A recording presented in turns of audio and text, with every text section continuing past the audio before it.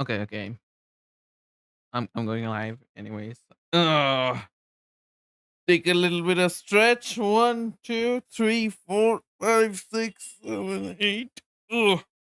Okay, we are good. We are actually great right now. A little bit of water, and let's dive in. Hey there. Hello, everybody. Welcome. Welcome for another stream. This is me, Tyke, as always. And yes, we are going to end Outer Wild today. That's our plan. I basically have done most other things. I have also played the DLC for a little bit. And I met the guy. So there's that.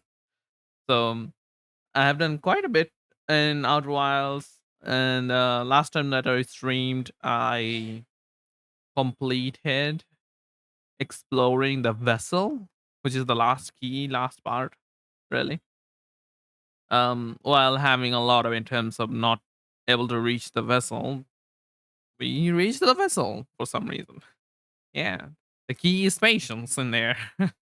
So yeah, we have done that, and it's just you and me, you know. It's just you and me. There's just one goal and one ending to reach, and I'm pretty excited. I'm pretty excited to reach to the end. Um, Outer Wilds is a great game. It's just amazing. Not just a great, just amazing game in general. And I am really happy to happy to complete this game on stream. So yep. But anyways, how you guys doing? I hope you guys having a wonderful day, wonderful week so far. It's pretty much raining here. Yeah, the rainy season has started to enter, so no more heat.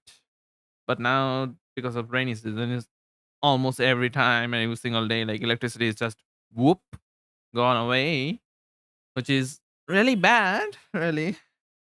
Like in terms of like if you wanna do streaming, you don't wanna get electricity cut out.